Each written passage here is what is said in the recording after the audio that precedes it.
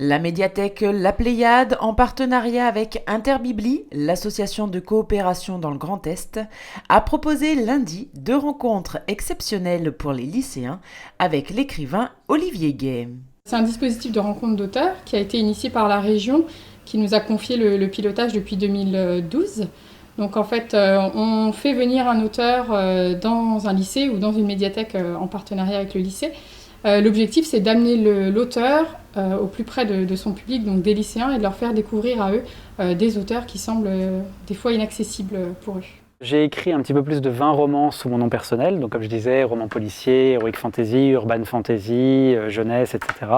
Et j'ai également près de 200 romans en fait, qui ont été écrits sous licence, donc pour la Bibliothèque Verte et pour la Bibliothèque Rose notamment, avec des titres qui vous parlent certainement, donc Star Wars Rebels, Pokémon, Skylanders, en ce moment Bienvenue chez les Loud qui marche très très bien, Les Trolls, etc. etc. Donc où il s'agit effectivement d'adaptation d'épisodes en roman. L'auteur est venu pour son roman Le Noir et ma couleur, donc c'est une série de plusieurs tomes. Donc le premier tome, c'est donc Le Pari. Voilà, les élèves ont travaillé sur cet ouvrage et puis après ils débattent donc, soit du livre, soit du métier d'auteur en lui-même. Les lycéens ont donc lu et étudié en classe le premier tome de la pentalogie Le Noir et ma couleur. Le Noir et ma couleur, quand je le pitchais à l'époque, c'est le film Grease mais avec de la magie. Donc en fait, vous avez à chaque fois un chapitre du point de vue du garçon, un chapitre du point de vue de la fille. On retrouve une intrigue, encore une fois un peu comme dans Grease, avec le garçon bad boy et la fille un petit peu sage, qui vont se retrouver en fait plus ou moins obligés de s'unir et d'affronter un certain nombre de dangers ensemble et de se rapprocher alors qu'ils ne se supportent pas forcément à la base. Et du coup, moi, c'est un roman que j'ai adoré écrire parce que j'y ai mis globalement toute mon adolescence dedans. Est-ce que vous vous projetez dans vos personnages ? Ouais, dans Noir et ma couleur, oui. Après, c'est pas, tu vois, Alexandre ou Manon, c'est pas mon caractère, ni l'un ni l'autre. Mais en fait, c'est à chaque fois un mix de certaines catégories, de certaines parties. J'étais un peu branleur à l'école comme Alexandre, mais j'étais pas. Donc c'était cette partie-là, mais par contre, j'étais pas bagarreur ou quoi que ce soit. Après cette lecture et ce travail en classe, les ados ont pu rencontrer l'auteur et discuter avec lui pour apprendre à mieux le connaître, comprendre son métier et son environnement et découvrir ses différentes œuvres et son mode de fonctionnement.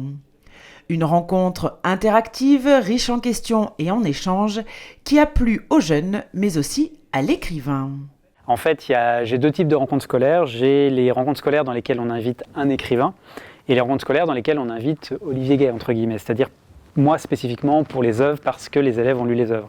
Et là c'était le cas et c'est toujours beaucoup plus sympa et beaucoup plus agréable comme rencontre. Tous les élèves avaient lu le premier roman, avaient beaucoup de questions, à la fois sur le métier d'écrivain et sur le processus de création, etc., mais également sur l'intrigue, sur les différents personnages, sur les choix narratifs.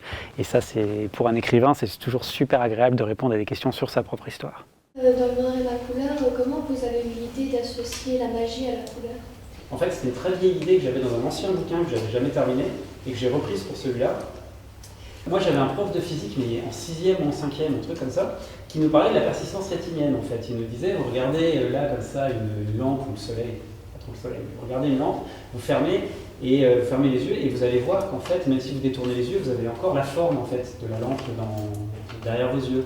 Et ça marche pareil, c'est-à-dire si vous êtes en train de regarder le profil de quelqu'un, si je suis en train de te regarder sous la lumière et que je ferme les yeux, il va y avoir le profil qui va être dans l'esprit. Et ça marche à tous les coups, je ne sais pas si vous l'avez déjà fait, mais ça marche à tous les coups. Et c'est hallucinant, enfin moi j'étais là, j'avais 10 ans, j'étais en 6e, ça me paraissait mais vraiment magique. Et du coup ça m'est venu un petit peu comme ça, cette idée de dire, il pourrait y avoir quelque chose là-dessus.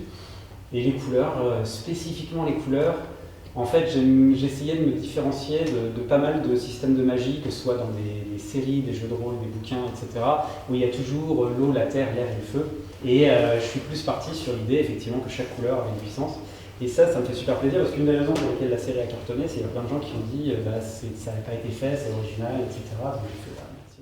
Pendant plus d'1 heure et demie, Olivier Gay a donc partagé son expérience avec les jeunes, une démarche importante qui lui permet de rencontrer directement son public. Je fais exprès quand je fais des adaptations, des trucs comme ça, etc., de le faire morceau par morceau. C'est-à-dire que par exemple, quand j'adapte le prochain Star Wars va sortir, il va y avoir un bouquin du film du prochain Star Wars, donc je vais avoir la chance de voir le film en avant-première, et je vais la voir sur mon ordinateur, mais en fait je ne vais pas le regarder en entier. Je vais regarder les 2 premières minutes, ou même la première minute, et je vais commencer à écrire. La minute d'après, je vais commencer à écrire, la minute d'après, je vais commencer à écrire, et jusqu'au bout, et une fois que j'ai le truc, je repasserai tout ensemble pour réussir à faire un bouquin qui soit bien. Mais l'intérêt, c'est que du coup, moi je veux savoir la suite, je regarde un Star Wars, j'ai envie de savoir ce qui se passe. Donc forcément, ça me pousse à avancer. Alors que j'ai des collègues en fait qui, eux, ils regardent une première fois pour voir de quoi ça parle, et ensuite seulement ils se mettent à bosser, et du coup, comme ils savent déjà de quoi ça parle, ils ont perdu l'intérêt. Ce sont mes principaux lecteurs, et ils ont en plus un avantage, je trouve, par rapport à un public adulte, c'est, et je m'inclus évidemment dedans, qu'on perd un peu cet enchantement qu'on a au niveau de la lecture. D'abord parce qu'on lit mécaniquement, on a lu plus de choses. Ensuite, peut-être parce qu'on perd cette innocence. Mais c'est vrai que moi, ça ne me viendrait pas à l'idée d'aller voir un auteur que j'aime beaucoup et de lui tenir la jambe pendant 10 minutes, un quart d'heure pour lui parler de points spécifiques de son roman, alors que ça ne va jamais déranger un ado. Donc c'est ça qui est très intéressant dans ces échanges avec ses élèves, c'est que ça permet justement de voir ce qu'ils ont aimé, ce qu'ils ont moins aimé, et d'avoir vraiment un retour direct des lecteurs et des premiers concernés. Cette rencontre avec Olivier Gay a également permis aux jeunes de comprendre que la lecture était accessible à tous et qu'elle pouvait être un plaisir. Donc la lecture, elle a des milliers de formes. On a toujours, je trouve, en tout cas moi à mon époque, il y avait un côté très élitiste qui faisait qu'on restait beaucoup sur les classiques par exemple à l'école. Et je pense que c'est important d'avoir effectivement cette éducation, de lire les classiques, de les connaître. Mais je pense qu'en parallèle, c'est bien aussi de montrer que la lecture, ça peut être un plaisir et un loisir, uniquement là pour donner du bonheur, pour passer des bons moments, uniquement de la distraction, comme quand on va regarder une série sur Netflix ou comme quand on va jouer à un jeu sur PS4.